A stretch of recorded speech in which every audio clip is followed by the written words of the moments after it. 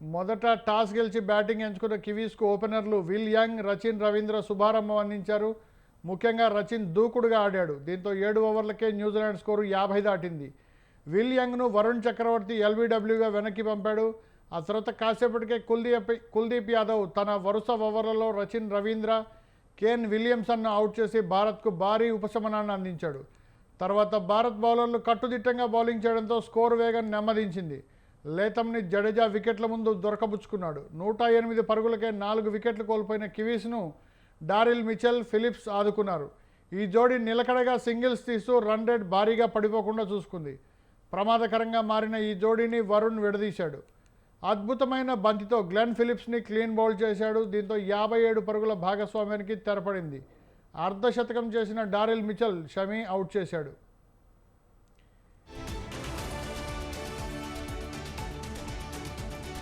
మ్యాచ్పై విశ్లేషణ అందించేందుకు మా కరస్పాండెంట్ ఉషా లైవ్లో ఉన్నారు. ఆమెను అడిగి మరిన్ని వివరాలు తెలుసుకుందాం. ఉషా, చెప్పండి, మ్యాచ్ మీద మీ అనాలిసిస్ ఏంటి? న్యూజిలాండ్ ఇన్నింగ్స్ ఎలా సాగింది? భారత్ బౌలర్లు ఎంత కట్టుదిట్టంగా బౌలింగ్ చేశారు? ఇది తక్కువ స్కోర్ అని భావించవచ్చా? రాజశేఖర్, ప్రస్తుతం చూసుకున్నట్టయితే దుబాయ్ వేదికగా జరుగుతున్నటువంటి ఐసీసీ ఛాంపియన్స్ ట్రోఫీ ఏదైతే ఉందో ఇందులో భాగంగా న్యూజిలాండ్ జట్టు 251 పరుగుల దగ్గర చతికిల పడింది. మొత్తం కూడా 7 వికెట్లను కోల్పోయింది. టాప్ ఆర్డర్ మొత్తాన్ని కూడా ఏదైతే వరుణ్ చక్రవర్తి కావచ్చు, అలాగే మిగతా ఏదైతే కుల్దీప్ యాదవ్ మేజర్ వికెట్స్ ఏవైతే ఉన్నాయో ఆ వికెట్స్ అన్నింటినీ కూడా కుల్దీప్ యాదవ్ ఏదైతే పవర్ ప్లే తర్వాత వచ్చిన తర్వాత ఒక్కొక్క వికెట్ ని తీసుకుంటూ రావడము, 4 వికెట్లు కోల్పోయిన తర్వాత వెంటనే నిలకడగా ఆడినటువంటి న్యూజిలాండ్ క్రికెటర్స్ ఎవరైతే ఉన్నారో ఫిలిప్స్ అలాగే లాతన్ ఇద్దరు చొరవ భాగస్వామి చేశారు. ప్రస్తుతం అయితే ఏదైతే చాలా ఓపికగా ఆడినటువంటి ఫిలిప్స్ హాఫ్ సెంచరీని కూడా ఫినిష్ చేసుకున్నాడు. మొత్తం మీద చూసుకున్నట్టయితే ఎక్కడా కూడా ఏదైతే రన్నింగ్ రేట్ తగ్గిపోకుండా అలాగే నిలకడగా ఆడుతూ దాదాపు 251 దాకా తీసుకొచ్చారు స్కోర్ ని. 108 స్కోర్ దగ్గర నుంచి చూసుకున్నట్టయితే దాదాపు మ్యాచ్ మొత్తం కూడా చాలా స్లోగా ఏదైతే సింగిల్స్ డబుల్స్ తీసుకుంటే ఎక్కడా కూడా భారత్ బౌలర్లు బౌండరీకి కానీ సిక్స్ కానీ ఎక్కడా కూడా తావు ఇవ్వలేదు. ఫస్ట్ ఏదైతే మొదటి పవర్ ప్లే అప్పుడు మాత్రమే ఏదైతే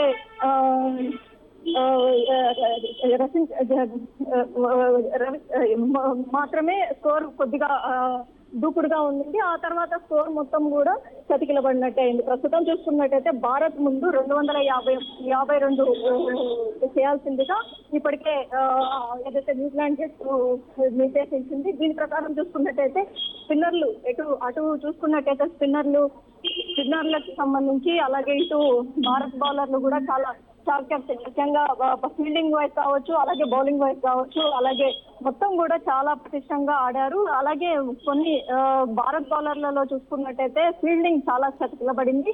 అనేక క్యాచ్లు కెప్టెన్ దగ్గర నుంచి అలాగే ఏదైతే ఫీల్డింగ్ క్రీజ్ లో బౌండరీ లైన్ దగ్గర ఉన్నటువంటి ఫీల్డింగ్ వరకు కూడా ప్రతి ఒక్కరు కూడా క్యాచ్లు పట్టడంలో మిస్ క్యాచ్లు చాలా వరకు నమోదయ్యాయి. అలాగే వైడ్లు కూడా చాలా వరకు నమోదయ్యాయి. చూడాలి ఇప్పుడు ఏదైతే సెకండ్ బ్యాటింగ్ తీసుకుంటున్నటువంటి భారత్ ఎలా దీన్ని ఛేదించబోతోంది ఈ స్కోర్ ని.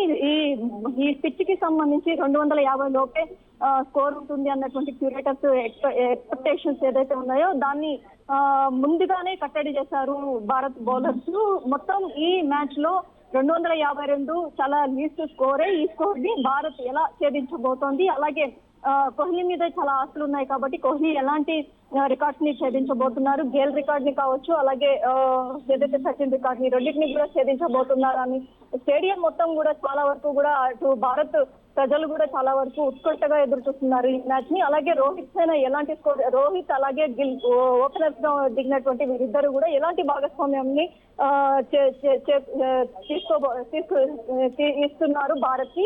ఈ విధంగా మొత్తం కూడా ఓవరాల్ గా చూసుకున్నట్టయితే ఈ రోజు జరగబోతున్నటువంటి మ్యాచ్ లో హైలైట్స్ ఏ విధంగా ఉండబోతున్నాయి. ఇప్పటికే చెరో వికెట్లు తీసుకున్నటువంటి షమీ కావచ్చు, అలాగే జడేజా, మిగతా వారు 2 వికెట్లు చెరో 2 వికెట్లు తీసుకున్నటువంటి బౌలర్లలో చూసుకున్నట్టయితే వరుణ్ చక్రవర్తి వీరు కూడా తీసుకున్నారు. ప్రస్తుతం అయితే 252 స్కోర్ ని ఛేదించే దిశగా భారత్ బరిలోకి దిగనుంది. రాజశేఖర్. ఉషా, ఇప్పుడు ఒక విషయం చెప్పండి, ఇది చూస్తే తక్కువ స్కోరింగ్ అని చెప్తున్నారు మీరు, దీన్ని ఛేదించడానికి భారత్ ప్రధానంగా ఎలాంటి వ్యూహం అవలంబించే అవకాశం ఉందంటావు? ఖచ్చితంగా ఇప్పటికే కెప్టెన్ గా రోహిత్ శర్మ బౌలింగ్ విషయంలో మాత్రం చాలా చాకచక్యంగా వ్యవహరించాడు. పవర్ ప్లే అనంతరం వెంటనే కుల్దీప్ ని దించడంతోనే అక్కడ ఉన్నటువంటి క్రికెట్ ఎక్స్పెక్టర్స్ ఎవరైతే క్రికెట్ అభిమానులు కావచ్చు, అనలిస్టులు కావచ్చు, ఒకంత షాక్ కి గురైనప్పటికీ కూడా కుల్దీప్ ని దించిన వెంటనే కుల్దీప్ దానికి సమన్యాయం చేకూర్చేలాగా వెంటనే ఏదైతే 11th ఓవర్ లో వికెట్ తీసుకోవటము, అలాగే 14th ఓవర్ లో వికెట్ తీసుకోవటము కూడా రోహిత్ శర్మ కెప్టెన్సీకి నిదర్శనంగా ఉంది. కాబట్టి ఇప్పుడు ఏదైతే ఓపెనర్స్ గా వచ్చి ఎవరు రోహిత్ శర్మ గిల్ వస్తారా లేకపోతే ఇతరులు ఎవరైనా వస్తారా అనేది కూడా చూడాల్సి ఉంది. మరోవైపు చూసుకున్నట్టయితే ఈ మ్యాచ్ దాదాపుగా కూడా ఇప్పటి వరకు చూసుకున్నట్టయితే కోహ్లీ మంచి ఫామ్ లో ఉన్నారు.